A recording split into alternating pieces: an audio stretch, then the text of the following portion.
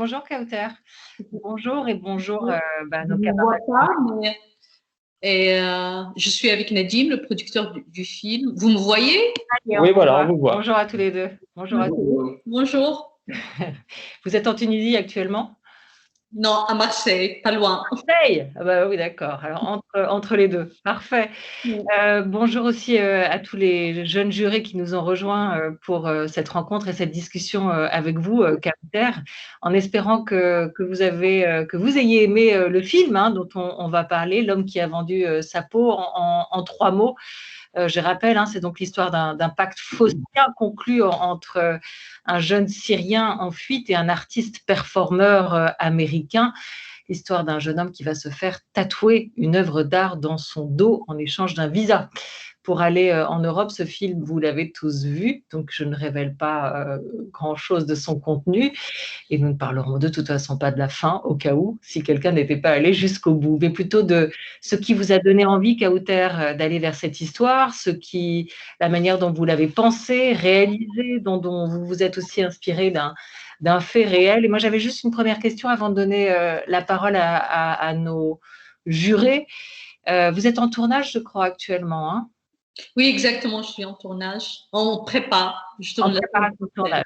D'accord. Malgré les conditions compliquées, que ce soit en France, en Tunisie ou ailleurs depuis un an. Je crois qu'en Tunisie, d'ailleurs, les salles de cinéma sont restées en partie ouvertes. Elles étaient fermées, mais ouvertes avant celle, il y a quelques semaines, ouais. Alors, ce film-là, vous attendez depuis un moment de pouvoir le présenter, de le montrer en salle en France, L'homme qui a vendu sa peau. Ce sera pour le 26 juin de mémoire. Combien? Le 16 juin. Ah, le 16, pardon, 16 juin. Comme ça, il y a eu des va-et-vient et des changements. Alors, le 16 juin. Merci, Kauter. Vous êtes de retour aussi des Oscars où vous êtes allé présenter le film qui était en lice. Comment s'est passée cette épreuve, cérémonie épreuve? Comment vous avez vécu ce moment américain? Ça s'est très bien passé. J'ai compris beaucoup de choses. J'ai découvert un monde, le cinéma, la production aux États-Unis, comment ça se passe. Et c'était magique parce que dans mes rêves les plus fous, je me suis jamais imaginé être nommée à l'Oscar du meilleur film étranger ou international, comme ils disent. Donc, c'était exceptionnel. Même si vous n'avez pas remporté l'Oscar cette fois-ci, c'était déjà une sacrée aventure d'y être et de se comparer aussi, d'avoir le plaisir de se mesurer avec d'aussi bons films dans cette catégorie. Alors, la première question qui a levé la main, c'est Armand, je crois, qui est avec nous. Bonjour Armand. Bonjour, est-ce que vous pouvez m'entendre? Oui. Ok, parfait. Donc, bonjour Madame Kauter Benania. Je voulais vous demander quelle était la signification des miroirs qui sont présents dans plusieurs scènes du film.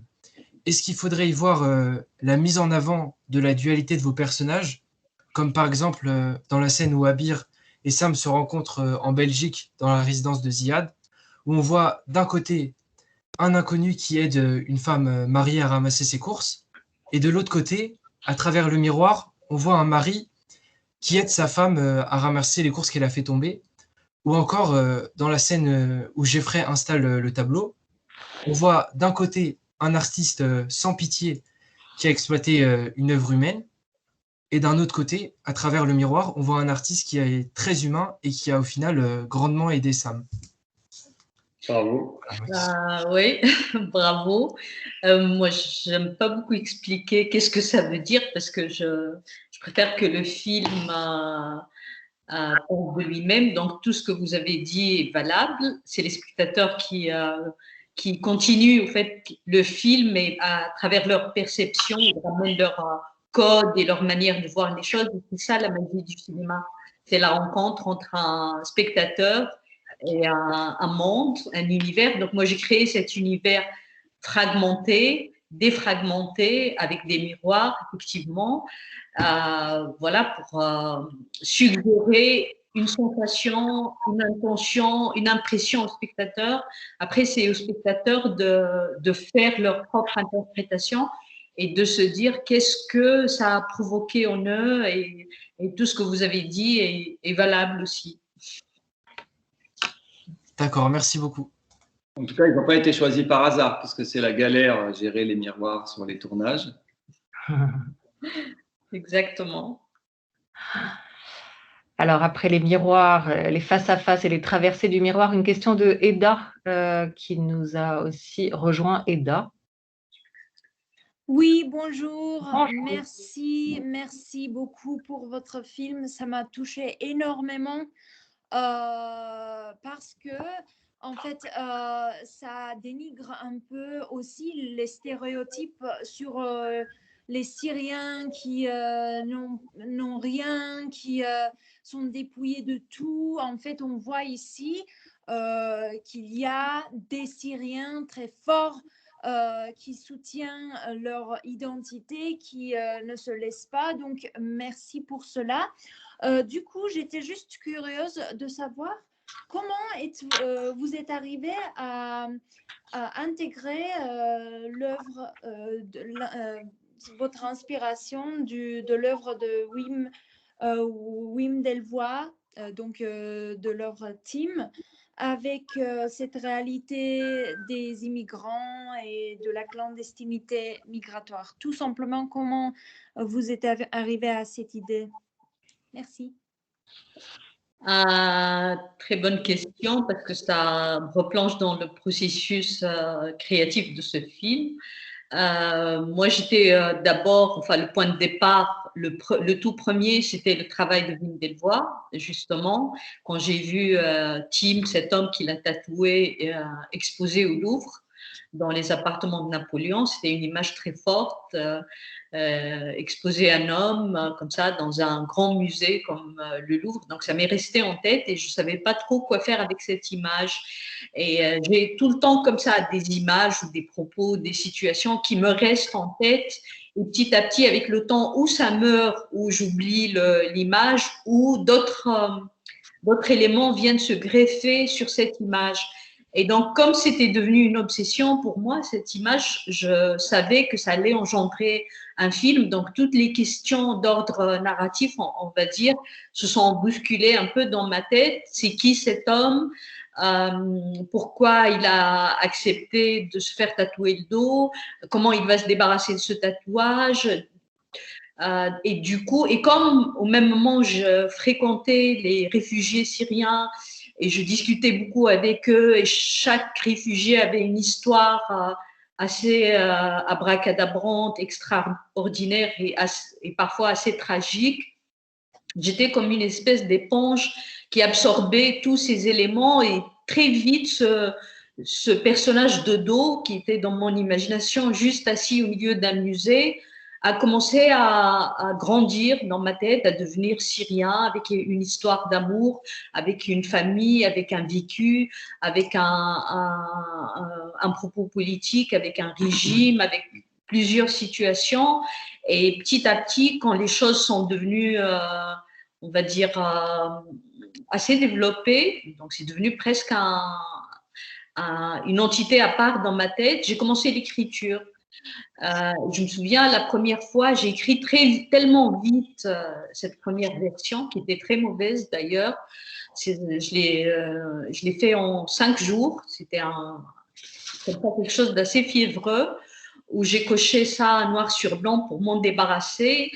Et ensuite, j'ai repris cette matière-là pour la restructurer, pour lui donner du sens, pour la réécrire.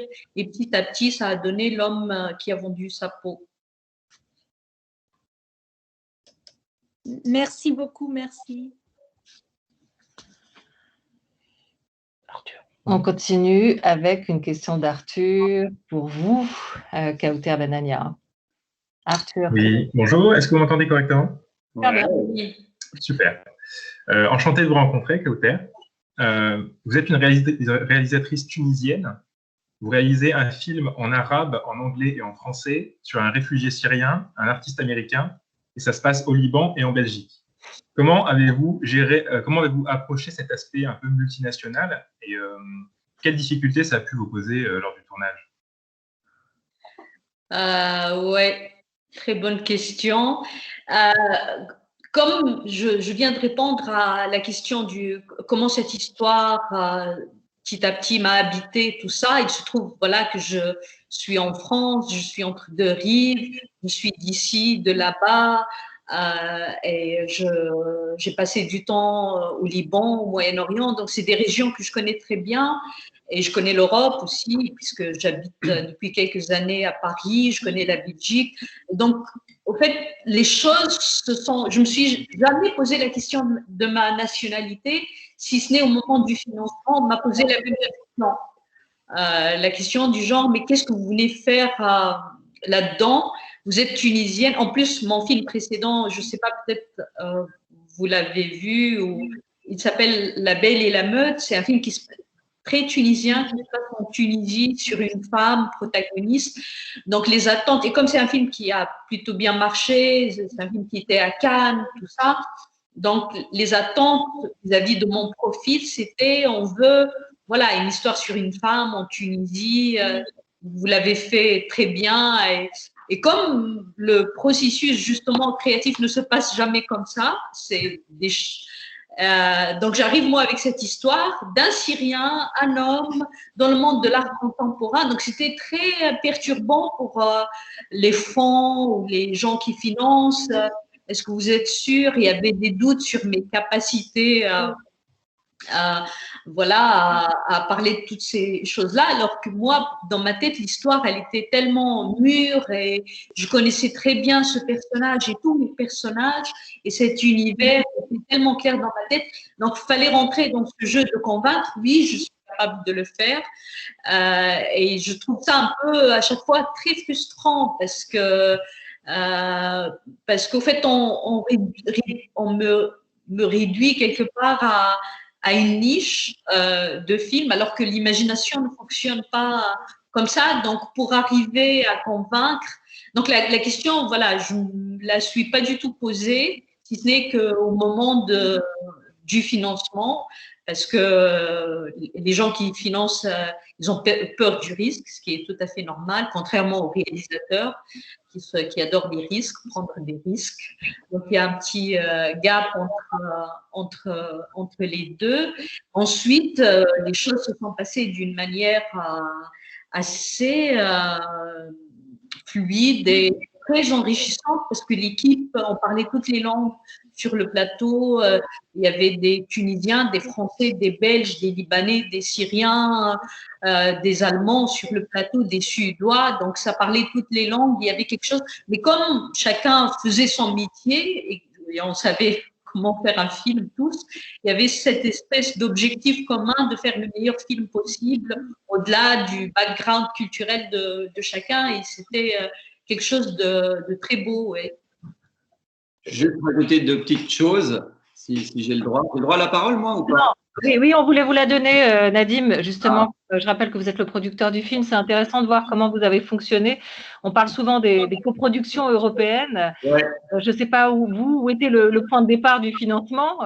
Et est-ce que vous avez joué avec ce système des coproductions européennes? Est-ce qu'il y a aussi des partenariats maintenant sur un film comme celui-ci, des deux bords de la Méditerranée? Est-ce qu'il y a des liens qui se sont créés? Des liens amoureux, vous voulez dire? Bien sûr, non, financiers. Financiers, plein. Non, je voulais juste dire, l'un va peut-être répondre par rapport à la question qui est très pertinente, parce qu'en fait, elle pose la question de la légitimité. Et c'est quelque chose qu'on a senti, c'est quelque chose qu'on entend, mais de façon un peu cachée parfois, un peu déguisée, mais qui en gros est celle de dire quelle est la légitimité d'une réalisatrice tunisienne comme Kauter de s'attaquer à des sujets déjà hors de son pays, mais surtout, par exemple, l'art contemporain, quelque part. Pourquoi est-ce qu'elle serait légitime à parler d'art contemporain? Et quand on réfléchit un peu et en discutant, on se rend compte que quand Ruben Östlund fait The Square, on ne lui pose pas cette question de la légitimité, de pourquoi parle-t-il d'art contemporain. Donc il y a quelque chose comme ça qu'on projette sur le cinéma dit du Sud, dans les thèmes dont il a le droit de s'emparer ou pas, des choses comme ça. Et pour plein d'autres réalisateurs qui font des films de science-fiction, des choses comme ça, on ne pose jamais cette question de la légitimité. Donc c'est intéressant de voir que quand on veut sortir de certaines cases, les premiers obstacles, c'est vraiment l'image qu'on nous renvoie. Ça, c'est juste un premier point. Le deuxième point, par rapport au fait de mélanger effectivement ces thématiques, en fait, c'est quelque chose qui est effectivement au cœur du film. D'abord, dans l'histoire, puisque c'est un personnage qui doit voyager, il y a une histoire de frontières qui est au cœur du film et de comment se déplacer, etc. Et en plus, effectivement, dans le financement et dans la production même du film, pour monter le film, il a fallu faire des coproductions européennes et extra-européennes. Donc, ça a commencé par France-Tunisie et à la fin, ça se finit par France, Tunisie, Belgique, Suède, Allemagne, un peu de Qatar. Et tous ces financements impliquent une organisation. C'est-à-dire que, comme disait Kauter, on avait une équipe qui venait de tous ces pays-là, de gens qui ne se connaissaient pas, qui se sont retrouvés.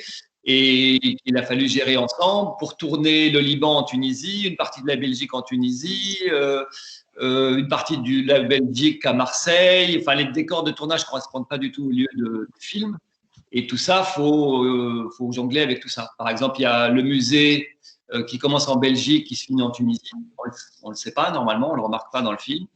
Voilà, donc c'est une organisation. Et c'était un peu l'histoire du film. On avait des acteurs syriens qui étaient en Allemagne, d'autres qui étaient en France. Il y avait des Libanais en Tunisie, des Libanais en Allemagne aussi. Enfin bref, c'était avec des problèmes de visa. Avec aussi. des problèmes de visa à chaque fois, de permis de gérer. travail, et c'était finalement ce qu'on a vécu sur le tournage, c'était un peu l'histoire du film. Ouais, c'est intéressant pour un film qui interroge la liberté de circulation de ce moment. Oui. Vous avez été un cas pratique, même le laboratoire de cette question-là.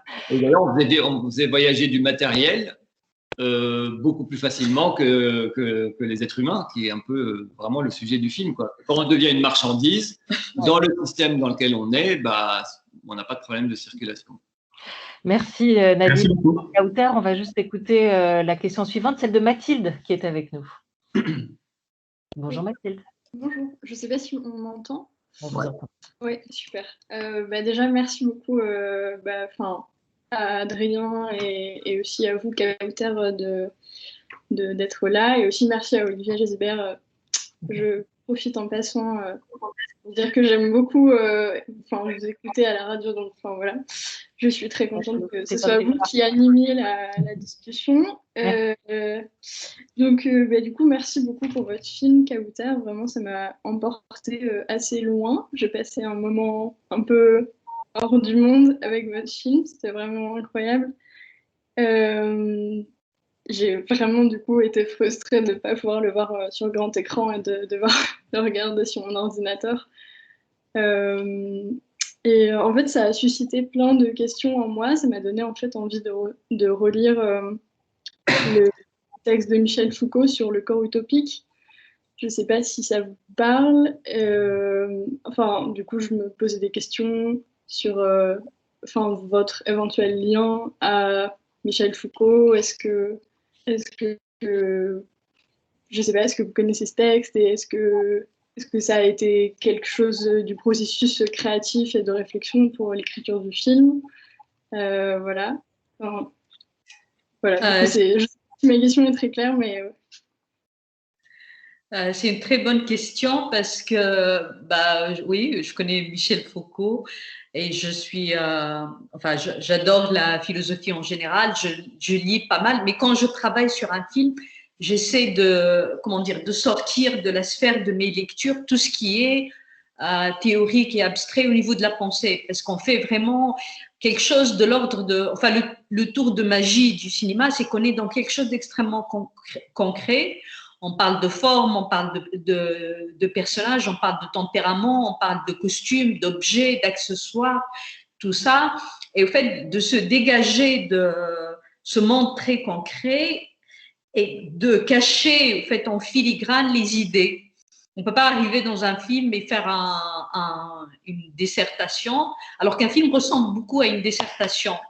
C'est-à-dire, si on regarde de très près, et c'est ça, en fait, tout mon but quand je travaille, c'est de cacher cette dissertation ou de faire qu'elle passe d'une manière, on va dire, inconsciente, comme presque dans la vie. Quand on a une révélation, on apprend quelque chose suite à une expérience.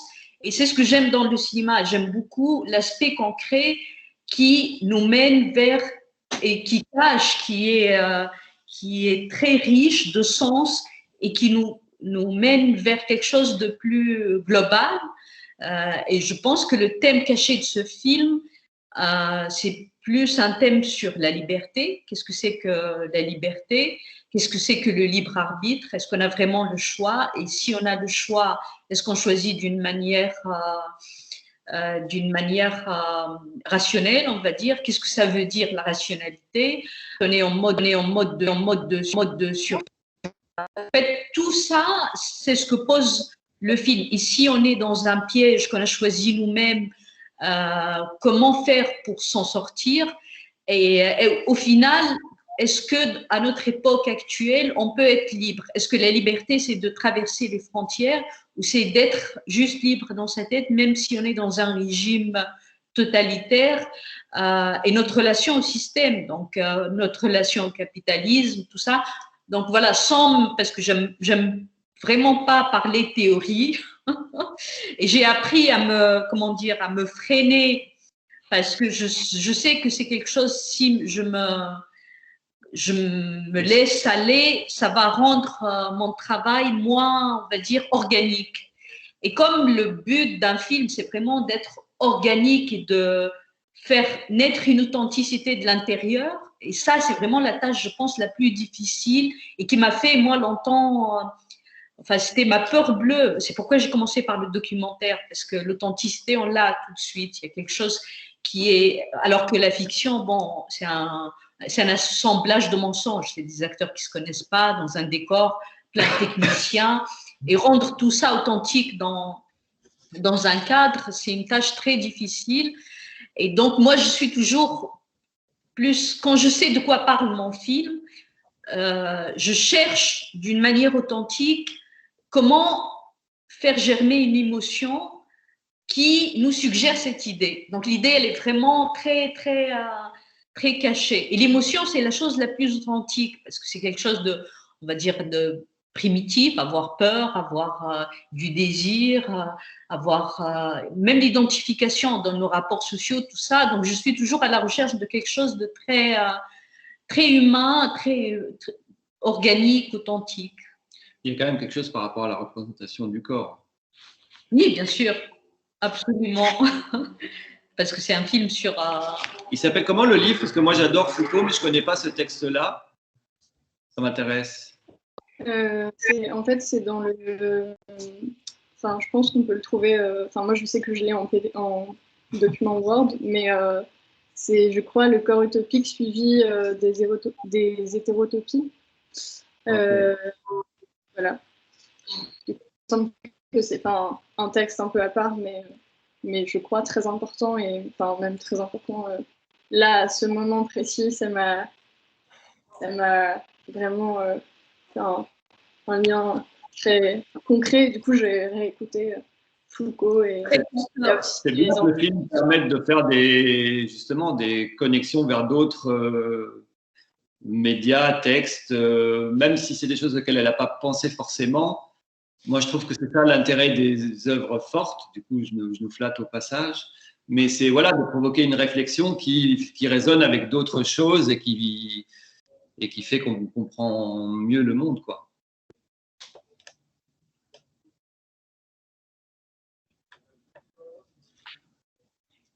Question d'après. Anna. Oui, pardon, j'étais perdue dans le fil. Oui, bonjour. Bonjour Anna. Bonjour, est-ce que vous m'entendez bien? Oui. Alors, j'ai une petite question par rapport au casting, parce que du coup, dans votre film, vous venez de dire que c'était des acteurs en plus qui ne se connaissaient pas, donc il y a 2 acteurs qui sont internationalement très connus, avec Monica Bellucci et aussi Cohen de Beau. Et ensuite, 2 acteurs du coup qui sont tout jeunes et tout nouveaux. Donc, je voulais savoir, est-ce que c'était des choix aussi par rapport au personnage ou voilà, globalement, comment ça s'était passé au niveau du casting? C'est une très bonne question parce que moi j'adore le casting, c'est la partie que j'adore le plus dans la fabrication d'un film parce que c'est un moment magique où un personnage écrit sur du papier presque théorique rencontre le corps et l'âme qui va l'accueillir, on va dire. Donc c'est une opération très magique et je me suis pas dit au début que je vais prendre des acteurs connus pour ceux qui représentent on va dire le monde de l'art et des acteurs pas connus pour ceux qui, c'est-à-dire j'avais pas comment dire de décision comme ça, c'était des rencontres et je cherchais de toutes les façons, même la plus grande star syrienne, je pense qu'elle n'est pas connue en Europe. Je cherchais un acteur syrien, enfin 2 acteurs syriens pour le couple et ça a pris c'était un long processus, beaucoup de temps de recherche, d'audition et j'attendais toujours ce moment magique où je vois la personne, elle fait un essai d'eux et je me dis c'est ça, elle peut accueillir mon personnage dans son corps et sa voix et lui donner son visage, tout ça. Et ça, c'est un truc sur lequel je me base entièrement sur mon flair, on va dire. Et effectivement, c'était le cas de Yahya Mahaini, donc l'acteur principal qui joue Samadi, qui n'est même pas acteur. Il a joué dans quelques courts-métrages quand même, il a fait une petite formation, mais il est avocat à la base dans la vraie vie. Et j'étais tout de suite frappée par la palette de jeux qu'il a. Voilà, je voulais lui confier le rôle. Et pareil pour Déa Aliane. Elle, par contre, c'est une actrice qui joue beaucoup au théâtre. Mais c'est sa première fois au cinéma. Donc, c'était une découverte aussi pour moi. Après, pour le rôle de Souraya, effectivement, on a envoyé le texte à Monica Bellucci et elle a dit oui tout de suite. Donc, c'était formidable. Après, il y a eu Koen qui correspondait. Moi, je ne le connaissais pas du tout, Koen de Beau, mais après, j'ai compris que c'est vraiment une star en Belgique. Mais tout de suite, on a fait un Skype ensemble. Moi, j'étais en Tunisie, lui était. Et tout de suite, j'ai vu en lui le personnage. Et après coup, quand on a terminé le casting, et même après la fin du film, je me suis aperçue qu'il y a quelque chose voilà, qui ressemble à l'histoire. Monica et Koen de Beau, c'est des gens qui appartiennent au monde de l'art. Et les 2 acteurs, en tout cas mon personnage principal, c'est quelqu'un qui rentre par une porte improbable dans ce monde-là. Donc il y avait quelque chose qui est au-delà de l'histoire, mais qui existe dans l'histoire, que je trouvais assez amusant. Oui. Merci beaucoup, Kauter. On va retrouver Gaëlle maintenant pour une autre question. Gaëlle, est-ce que vous nous entendez bien? Oui, bonjour. Bonjour, bonjour. Bonjour, déjà merci beaucoup d'être là et de répondre à nos questions. Moi j'avais une question, j'ai vraiment beaucoup apprécié le film parce qu'en plus je suis étudiante en histoire de l'art et j'ai trouvé qu'il y avait un espèce de double propos et j'aurais aimé savoir où est-ce que vous vous situez parce que à la fois il y a un propos quand même assez critique du monde de l'art, surtout contemporain, et en même temps je trouve que vous rendez énormément justice aux œuvres que vous filmez avec la caméra et à parfois certains parallèles à l'histoire de l'art et même à des tableaux plus classiques qui sont faits. Donc ma question c'était tout simplement, après vous n'êtes bien sûr pas obligé d'y répondre, mais comment vous vous positionnez vis-à-vis de ce monde de l'art que j'ai l'impression que vous critiquez à la fois et en même temps vous avez un regard, via la caméra vous avez un regard très beau dessus. Alors, le monde de l'art. Au fait, en parlant de l'art contemporain, moi, je sais que je parle aussi d'un monde que je connais très bien, qui est le cinéma et l'art en général, on va dire. Mais bon, au fait, mon rapport avec l'art, c'est un rapport de fascination, mais aussi d'une intention de comprendre les mécanismes qui régissent l'art en général. Parce que, c'est-à-dire, la critique que je fais dans le film, elle n'est pas par rapport à l'art, mais par rapport au marché de l'art. Ce n'est pas la même chose. Et le marché de l'art, ça suggère, derrière le marché de l'art, ça suggère notre système capitaliste d'une manière un peu plus vaste. Effectivement, moi, je suis consommatrice d'œuvres d'art et dans ce film, je me suis nourrie de plein d'œuvres. Et comme il s'agit d'un corps d'un corps d'un homme. Donc, je suis revenue sur la représentation du corps humain dans l'histoire de l'art, donc la peinture médiévale, la Renaissance, enfin tout ça, pour voir comment on représente le corps. Et je me suis aperçue, même en travaillant mes scènes, que l'influence de, quand même, le corps le plus représenté, je pense que c'est le corps de Jésus. Ça a glissé dans le film, en fait, cette idée, cette manière de représenter le corps. Donc, effectivement, c'est-à-dire, c'est à la fois une fascination par rapport à l'art et une manière de mettre. Par exemple, je me suis fait plaisir dans ce film. J'ai créé mon propre musée. Il y a une partie du musée belge qui est une propre création en Tunisie. Donc, j'ai fait toute une installation de lumière, des installations, la première œuvre qu'on voit de l'artiste dans la galerie. Et donc, voilà, j'étais vraiment dans la création. Mais après, je ne suis pas naïve. Je sais que l'art est né entretient un lien très fort avec le pouvoir, parce que l'art est né dans les temples, ensuite c'était l'Église, et aujourd'hui c'est le capitalisme. Et donc, le rapport entre l'art et le pouvoir de l'art, c'est quelque chose par rapport auquel je ne suis pas du tout dupe et que j'avais envie de questionner. Et bien sûr, l'idée d'avoir au cœur du film un artiste qui essaie de pousser les limites, qui soit antipathique, mais qui comprend et qui est d'une intelligence incroyable, qui comprend tous les mécanismes, qui jette ce personnage au milieu de ce système comme provocation, c'est l'idée, on va dire, centrale du film qui m'a tout de suite donné envie de faire ce film, parce que ramener une œuvre pas habituelle, on va dire, une œuvre atypique, va tout de suite bousculer les zones de confort de tous les acteurs du marché. Le commissaire d'exposition, la galeriste, les collectionneurs, l'assurance, enfin tous ces gens-là qui ont qui sont des piliers, on va dire, du marché de l'art contemporain. Là, voilà, on parle d'une œuvre atypique et tout le monde est en confort, et ça crée de l'humour noir et ça crée une autre dimension que je trouvais très intéressante. Donc voilà, c'est à la fois un hommage à l'art et une interrogation sur le marché de l'art, et derrière le marché de l'art, notre système capitaliste inégalitaire mondial. Merci beaucoup. Merci. Une question de Ellie qui avait peut-être le sentiment que sa question avait déjà du coup été un peu évoquée par nos précédents jurés. Bonjour. Bonjour. Bonjour, bonjour. Bonjour. Du coup, ouais, c'était enfin pour Monica Bellucci, j'ai vu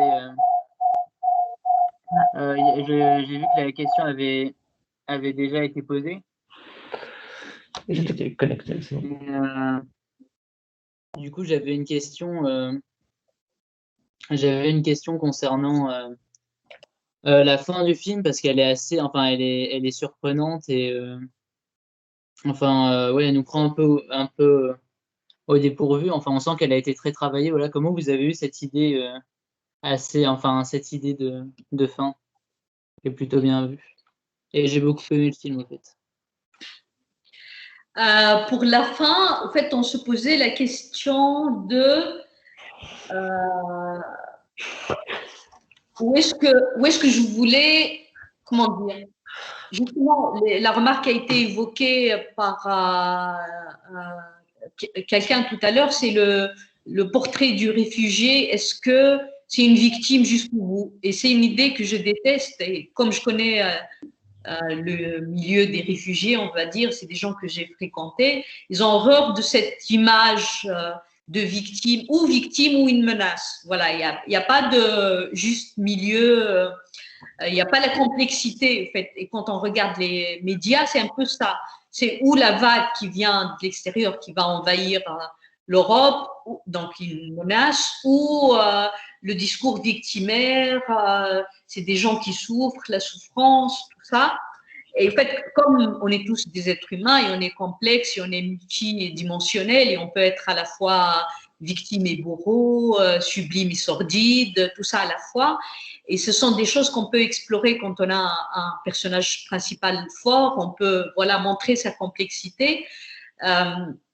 J'ai construit ce personnage comme ça. Il commence comme quelqu'un d'extrêmement impulsif. Il est amoureux, il est passionné. Il n'est pas du tout quelqu'un de rationnel qui réfléchit comme ça sur il est amoureux, il crie son amour, il se retrouve, ça lui crée des problèmes, il prend sa décision parce qu'il veut partir, tout ça à la fois, et donc il est dans cette espèce d'impulsivité. Ensuite, il rentre dans ce monde assez froid, on va dire assez stratégique, assez réfléchi, et je me dis, quelqu'un qui grandit, il apprend en fait sur son chemin. C'est ça un héros, en tout cas pour moi, c'est quelqu'un qui apprend et qui, dans l'expérience, s'agrandit. Et je me suis dit à la fin, parce qu'au fait, dès qu'on a posé ce tatouage, il y a quelque chose d'assez macabre. On pense tout de suite à la mort. Donc, il y a quelque chose qui ramène la tragédie, qui fait que la tragédie, elle est presque inévitable par rapport à ce tatouage et à ce travail d'art. Et moi, je détestais l'idée qu'on fasse de lui une victime jusqu'à la fin et qu'il soit victime et du système mondial et du monde de l'art et de son régime politique et de son pays, de la guerre et du destin. Et je voulais au contraire faire de lui quelqu'un qui sort par le haut et faire en sorte qu'à la fin, son rapport avec l'artiste change. En fait, il devient presque un co-artiste. Ils signent comme ça, tous les deux, une œuvre ensemble et il grandit, en fait, le personnage principal. J'avais envie de le sortir comme ça, comme un vrai héros qui à la fin, revient, mais il a un nouveau rapport avec cet artiste. Ils sont dans un rapport de partenariat et d'égalité, alors qu'au début, ils sont dans un rapport de je suis l'artiste et toi, tu es l'objet ou l'œuvre. Et comment, le fait que c'est plus qu'une œuvre, et ça, l'artiste, il le sait. Il a choisi d'ailleurs spécialement parce qu'il a une énergie d'impatience et parce que c'est quelqu'un d'impulsif, c'est-à-dire il aurait pu choisir quelqu'un d'assez calme qui peut s'asseoir dans un musée et ça, mais comme l'artiste est très malin, il voulait mettre ce personnage au milieu de ce monde-là et quand donc Sam Ali opère son on va dire happening entre guillemets dans cette vente aux enchères, je voulais que l'artiste en fait vienne le voir, il lui dit c'est super, on va faire un truc ensemble. C'était ça l'idée en background, on va dire. Et voilà, je voulais en gros, je voulais que mon personnage principal lui donner les lauriers qu'on donne à n'importe quel héros qui sort par le haut à la fin. Et la question de la place qu'on occupe dans le système aussi, la conscience qu'on a d'en faire partie, la question de savoir si on est en dehors, en dedans, si on peut le subvertir de l'intérieur ou pas, le changer, le modifier, jouer avec, en profiter ou au contraire être victime, subir les lois de ce marché-là. On a une... Je voulais juste préciser, pardon, mais comme on parlait du fait que l'idée du film principal était cette idée de liberté, c'est vrai que quelque part à la fin, on retrouve un peu cette idée-là, c'est-à-dire est-ce que l'artiste est vraiment libre?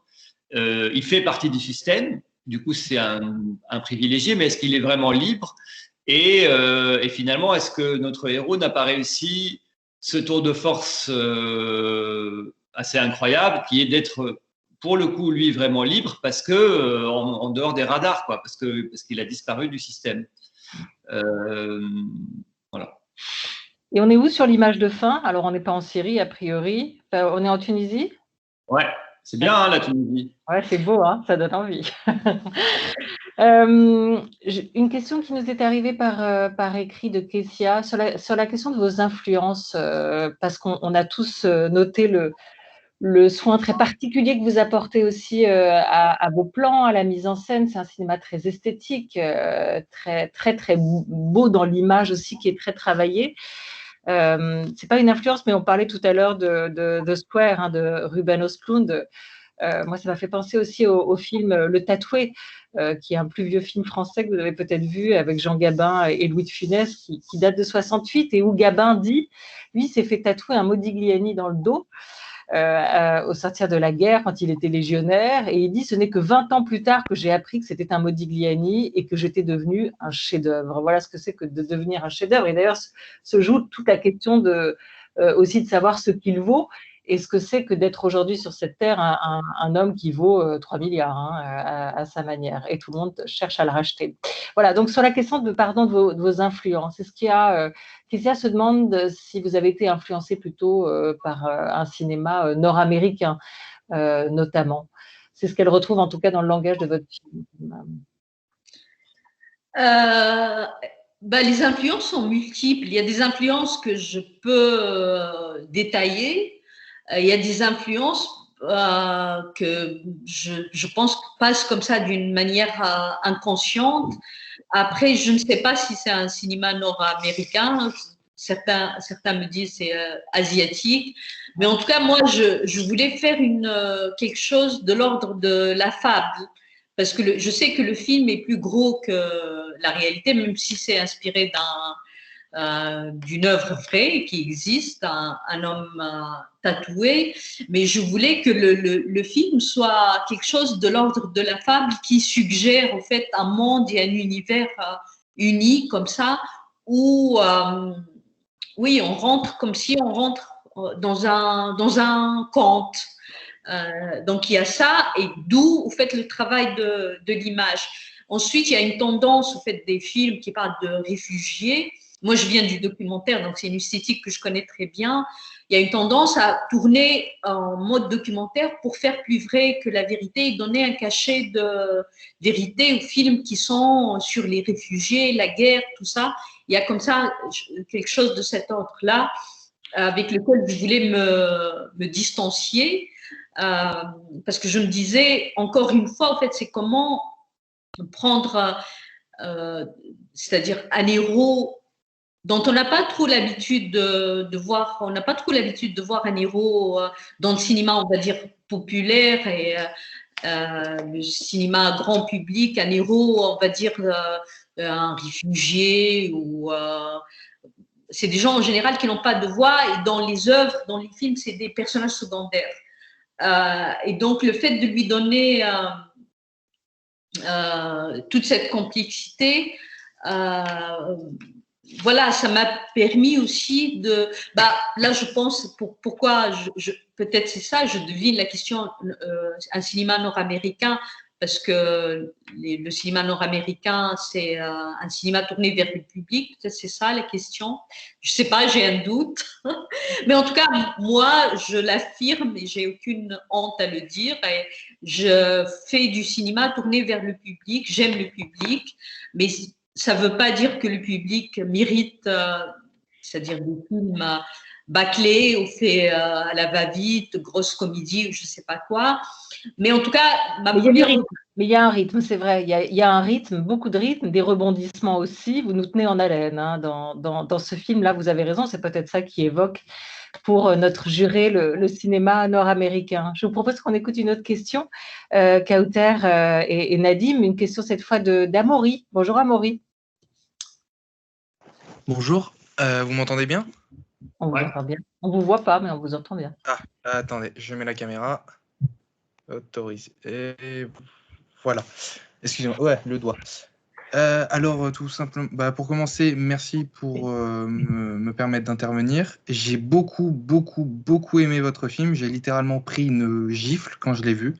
Parce que d'un point de vue éclairage, décor, fictionnel, il y a quelque chose d'assez pictural. C'est littéralement une plongée dans le monde de l'art contemporain. Et j'ai trouvé qu'il y avait une influence un peu sur les films qui nous font... pardon, excusez-moi, je reformule.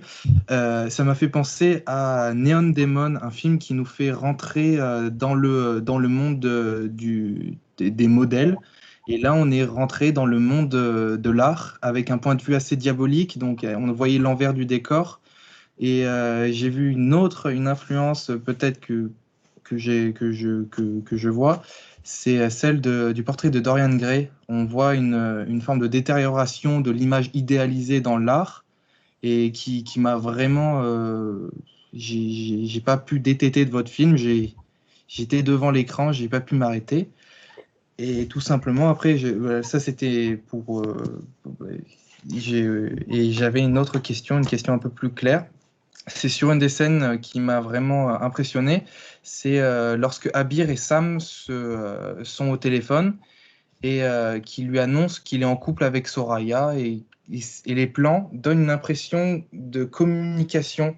L'un et l'autre, on voit Abir et il y a une légère frontière et Sam nous apparaît comme si c'était un mur qui les séparait, mais un mur invisible. Et j'ai trouvé cette partie très technique et je me demandais comment vous avez pu réaliser cette scène, si c'était encore avec la magie des miroirs, justement. Voilà. Moi, je sais. C'était, en fait, cette scène, c'est une conversation au téléphone. Donc, moi, d'abord, je me suis dit, il faut un jour que je fasse un film avec des costumes parce que notre époque contemporaine, on a tellement de téléphones, tellement d'écrans, tellement qu'il faut filmer les téléphones, les écrans, et c'est quelque chose à chaque fois qui m'angoisse parce que on se pose en tout cas la question de comment filmer une conversation au téléphone entre deux personnages. Si je suis du point de vue de Sam, je vais le filmer tout seul et mettre la voix de Abir, c'est pas intéressant. Donc, il y a la technique du split screen, qui est une technique qui était très popularisée dans les années 70. Donc, on coupe l'écran en deux et les deux personnages se parlent au téléphone et on a tous les deux leur expression. On a ça dans OSS 117, par exemple. Et c'est quelque chose qui appartient à la comédie un peu et aux films qui rappellent les films des années 70. Donc, je me suis dit, je vais faire un split screen, mais ensuite, je me suis dit, c'est assez connoté quand même, le split screen.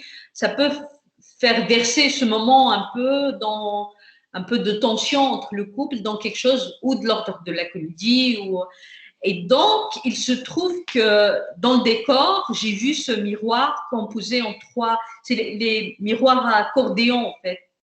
Et donc, avec mon chef opérateur, on a eu tout de suite l'idée de faire un faux split screen. Donc là, je dévoile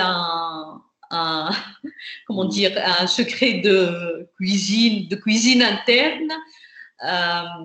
Mais au fait, on l'a filmé, c'est juste leur réflexion. On a scindé les espaces en deux en suggérant deux décors avec deux lumières différentes pour dire qu'ils sont dans deux espaces séparés. Mais en même temps, ils sont dans le même espace. Et je trouvais l'idée très belle parce qu'il y a cette séparation très dure entre eux, mais en même temps, ils se tournent autour. Je trouvais que le blocking, ce qu'on appelle blocking, donc comment les acteurs bougent à l'écran, correspond à l'âme au sens profond de la scène. Merci. Voilà pour cette réponse-là. On va peut-être... alors, Amaury, on vient d'entendre Amaury. Oui. Ben oui. Donc, Amaury, on enlève la petite main jaune et on écoute Angèle qui est avec nous aussi. Bonjour, Angèle. Bonjour. Votre question pour Kauter. Pardon? Ah oui. Oui, je fais vite parce que je vois qu'il ne reste plus beaucoup de temps, mais je voulais quand même vous remercier pour toutes ces explications qui donnent vraiment une autre perspective au film. Enfin, ça n'a rien à voir. Et moi aussi, redire que j'ai été très, très impressionnée par la composition des plans et leur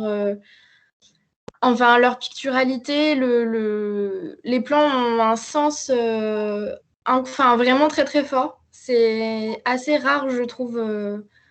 Enfin, c'est une qualité qui démarque ce film des autres. Et en fait, moi j'ai une question, mais qui est aussi l'exposition d'un ressenti, et peut-être que je suis à côté de la plaque, mais j'ai été frustrée par le discours que j'attendais aussi parce que j'ai vu The Square il y a quelques années et que j'ai pas pu m'empêcher forcément d'avoir des attentes. J'ai été frustrée par le manque de développement et explicite de tous les questionnements éthiques qu'il y a entre l'art contemporain, la marchandisation et le corps. Et en fait, je me suis dit, à la fois, je suis heureuse qu'on ne me dirige pas vers une morale ou vers quelque chose de très écrit, parce qu'en fait, le film permet de se poser énormément de questions, et le film, en tant que spectateur, on est libre de se questionner énormément. Et à la fois, j'étais un petit peu frustrée d'avoir tout cet espace de réflexion, mais que le film propose peut-être pas assez de réponses. Et c'est vrai qu'il y a des scènes où donc j'ai bien compris là que votre discours est très critique vis-à-vis de tout ça, mais moi, je l'ai assez peu senti, et je trouvais que c'était une critique qui était en dessous, mais qui avait quand même beaucoup de bienveillance et beaucoup de tendresse pour l'artiste, je ne sais plus comment il s'appelle dans le film, mais Jeffrey. oui, je trouvais que il y avait cette dualité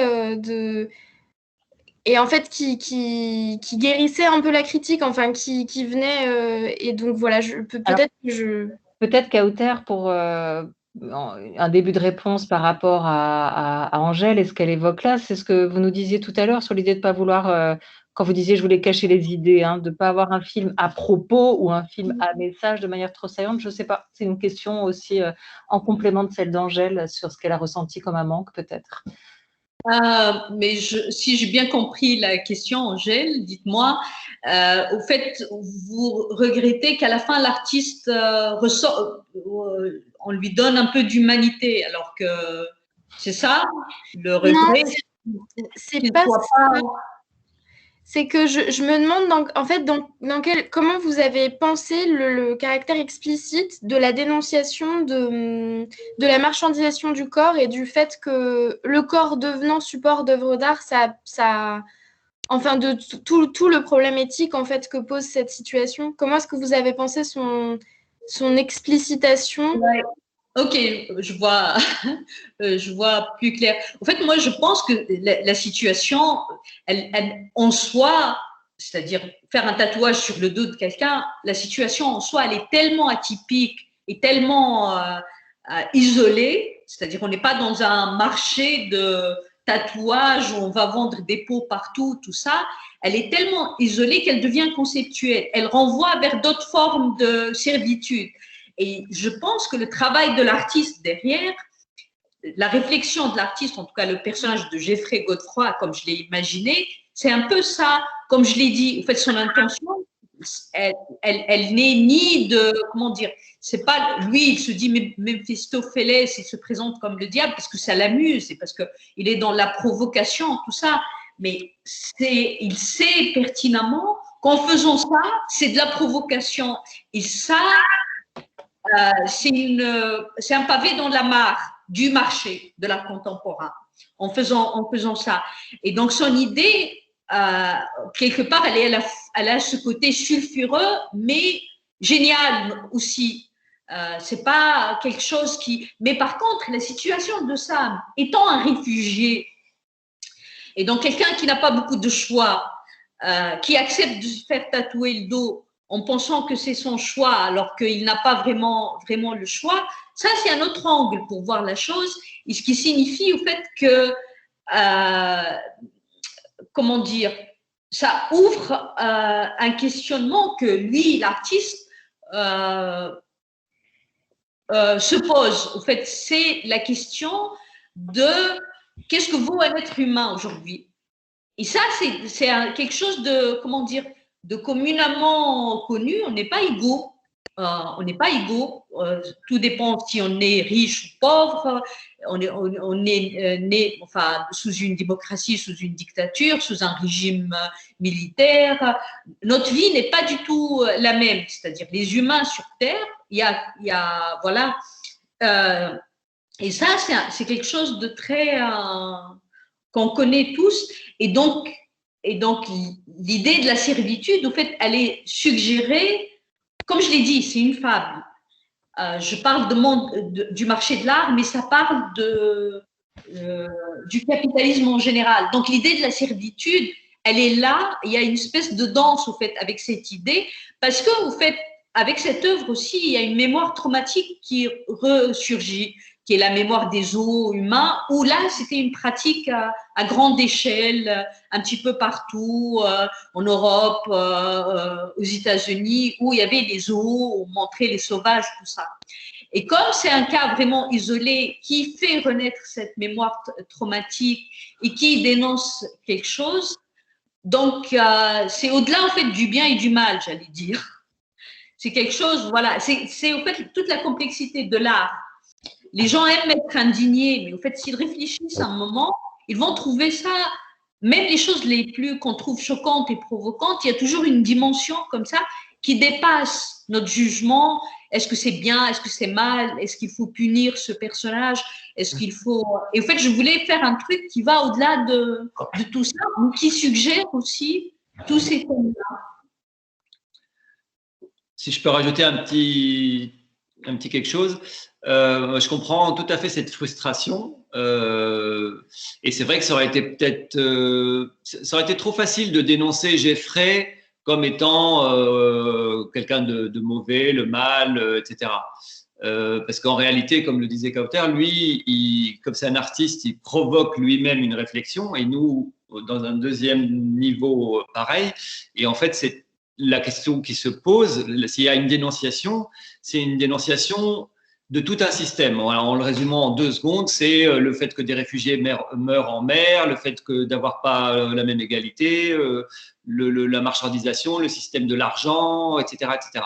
Et ça aurait été trop facile et trop simple et simpliste d'apporter une réponse à cette question. C'est une question qui est complètement ouverte, dans laquelle il y a des idées différentes, des débats, etc.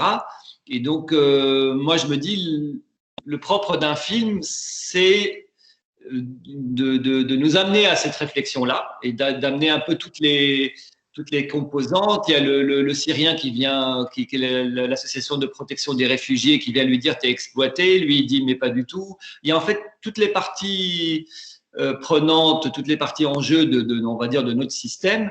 Mais en réalité, on ne peut pas avoir de réponse parce que ça aurait été facile. On va dire quoi? Le capitalisme, c'est mal. On ne peut pas dire ça dans un film comme ça. Ou alors, on fait un documentaire et ça devient une analyse. Mais du coup, le fait d'ouvrir ces réflexions et donc amener après à se dire tiens, je vais aller creuser ce point, je vais aller lire tel bouquin, tel philosophe parce qu'il a traité ce point particulièrement, etc. C'est ça, moi, je trouve, en tout cas pour moi, l'intérêt d'un film. On ne peut pas répondre à cette question comme ça dans un film, quoi. Oui, bien sûr. En fait, si je peux juste repréciser quelque chose, en fait, quand je pensais au développement de ces questions, c'était pas du tout par rapport à un manichéisme dans la présentation des personnages, c'était plus que j'ai été surprise, par exemple. En fait, j'avais l'impression que les vrais enjeux du film, ils étaient un peu ailleurs et que en dehors des moments où il est tatoué ou alors des moments au musée, j'avais pas l'impression que cette chose qui est sur lui, ça le suivait. À aucun moment la femme qu'il aime ne se pose des questions là-dessus ou lui dit mais tu te rends compte ou enfin disons que j'avais l'impression que ce corps habité et investi de cette chose. Que c'était pas le centre de questionnement entre tous les personnages et ça m'a surprise. C'est plutôt ça qui, plus qu'un jugement, c'est plutôt que j'attendais des questionnements explicites de la part des autres personnages et qui peut-être juste ont des choses plus importantes en tête dans l'histoire. Au fait, le truc, c'est que lui, bien sûr, tout ce qui l'intéresse, c'est d'être avec cette fille, il est amoureux, voilà.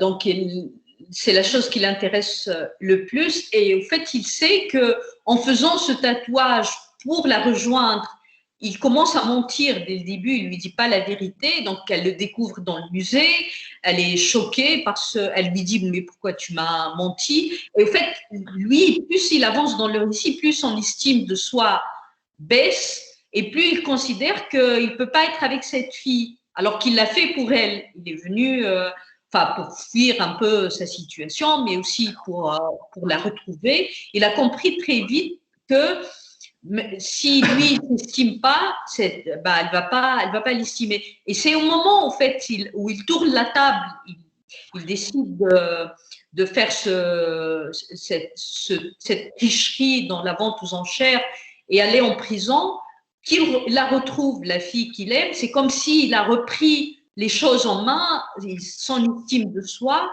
et là, voilà, il retrouve l'amour. Parce qu'il a pu prendre les choses en main, il a pu retrouver son estime de soi.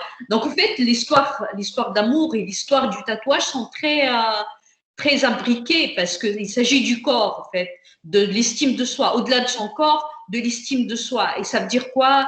Être amoureux quand on n'a plus d'estime de soi, et de se considérer comme ça. Donc, il y a, voilà, ces choses qui sont imbriquées et liées. Il y a quand même pardon, Nadim, on va prendre, si vous voulez bien, les 3 dernières questions. Peut-être qu'elles vont d'ailleurs rejoindre un peu ce que vous étiez en train d'évoquer. On est ensemble depuis un peu plus d'1 heure pour avancer. Donc, Agathe n'a pas encore pu poser sa question, je crois, pardon. Agathe. Oui, bonjour. Bonjour. Est-ce que vous m'entendez? Oui, très bien. Oui. Je ne sais pas trop si je peux. Voilà.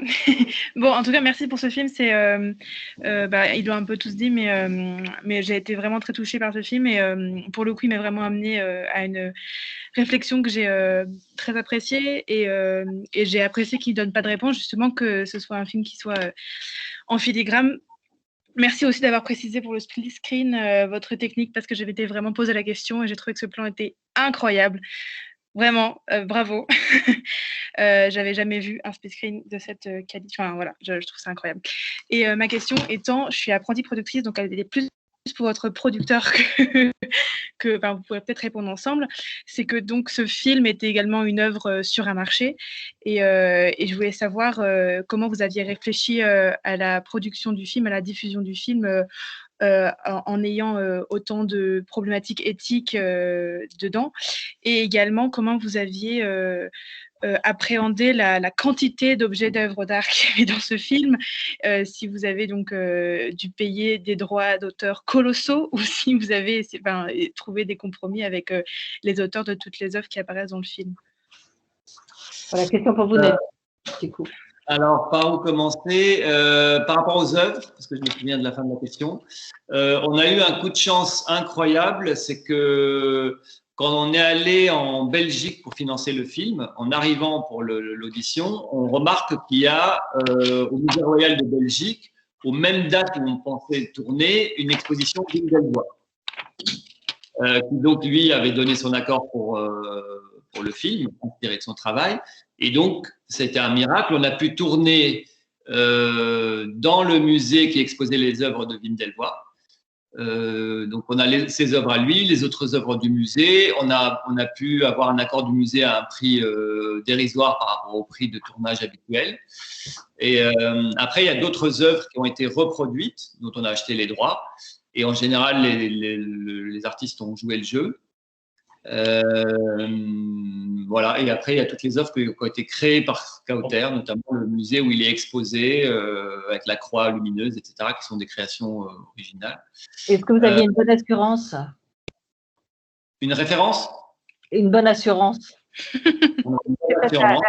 La question sous-entendue aussi par Agathe, puisqu'il est question de détérioration de certaines œuvres, donc il y a à la fois l'exploitation de l'image de certaines œuvres aussi dans les conditions. On a tourné le musée où il est exposé en Tunisie, parce que en fait les musées belges, les musées royaux de Belgique, on avait 2 jours de tournage au milieu des œuvres, donc des œuvres qui valent des fortunes, et c'était hyper compliqué de tourner là.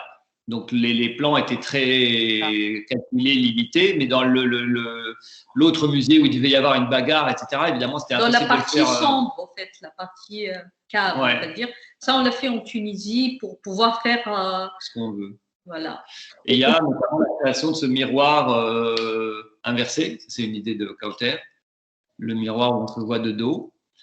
Pour la première partie de la question, qui était sur le pas vraiment sur le financement, sur la circulation, la commercialisation, c'est ça? Sur qui le vendre? Agathe, peut-être? Oui, c'était ça.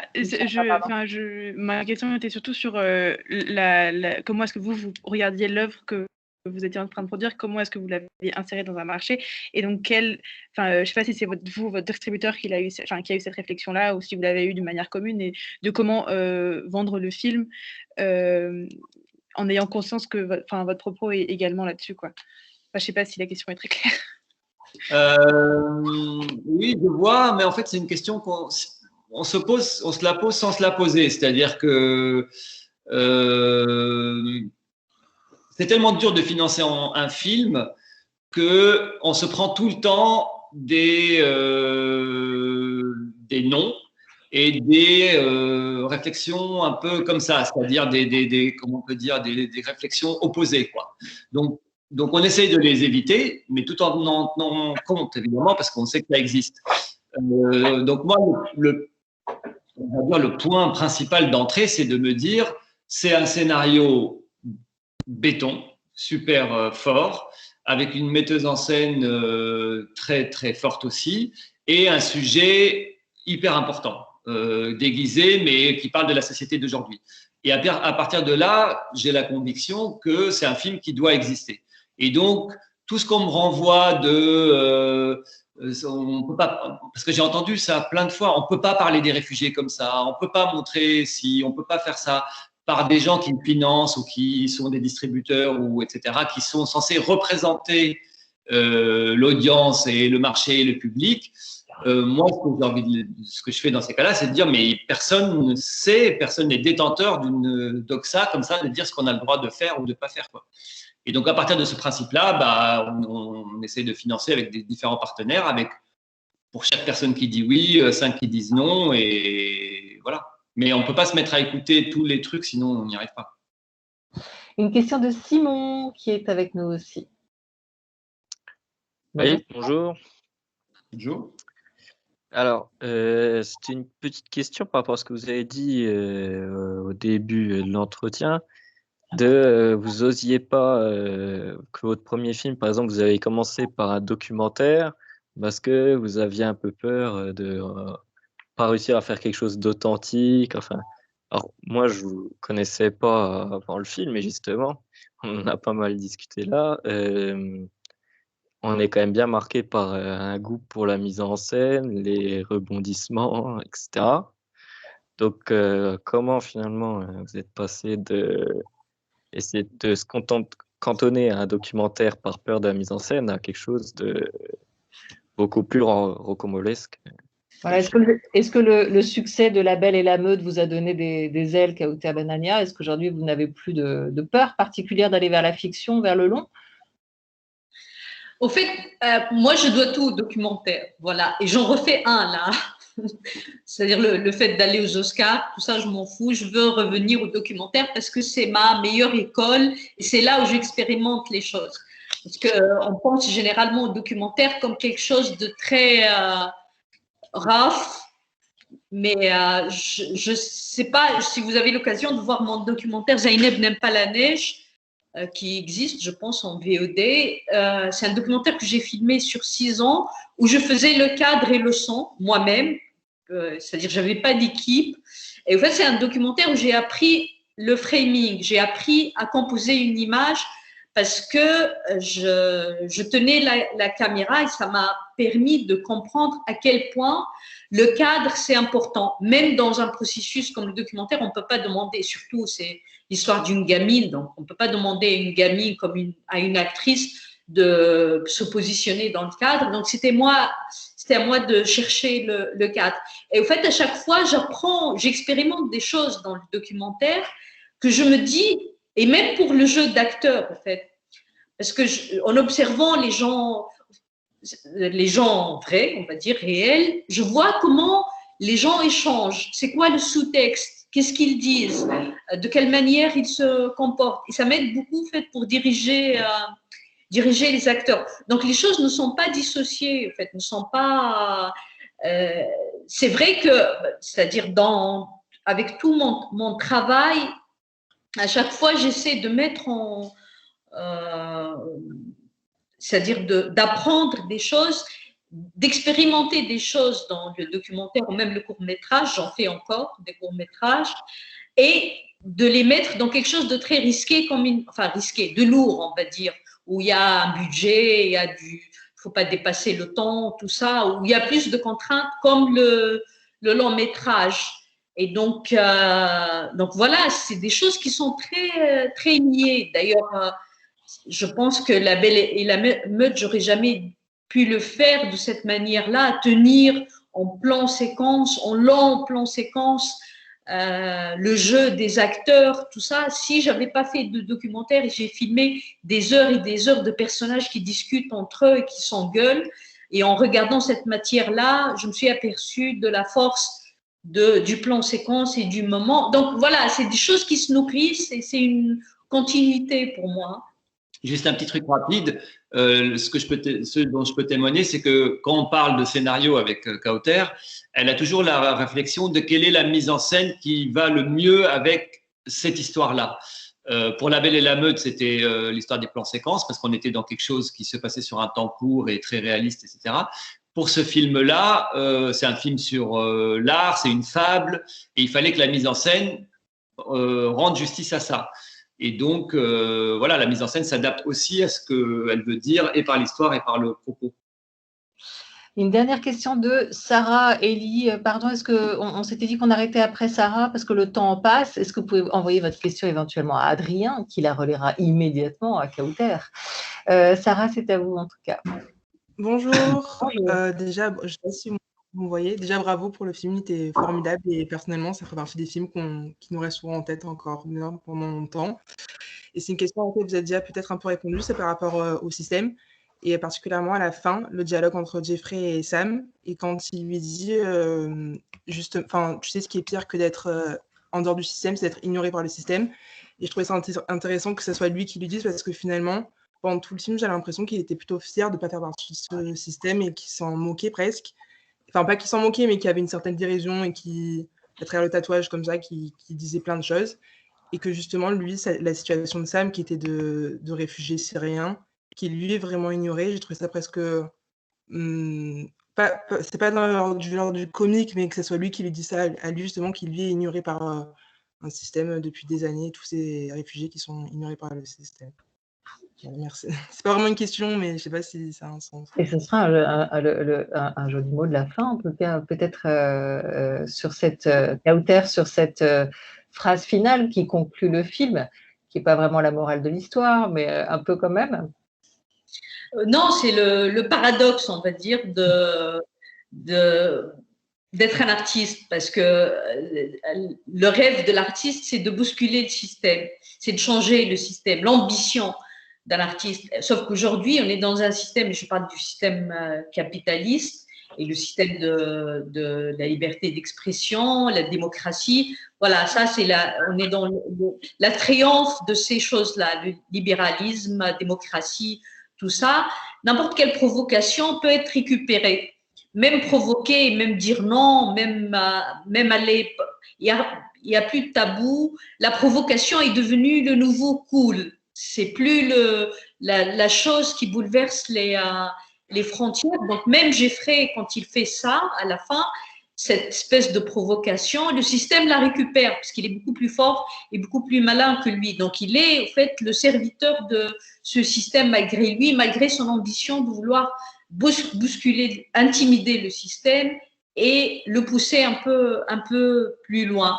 D'où l'ironie de sa position en tant qu'artiste provocateur, et on comprend que le réfugié syrien, n'étant pas intéressé ni par le fait de devenir célèbre, ni de laisser une œuvre derrière lui, il est intéressé par la famille, l'amour, des valeurs très simples finalement.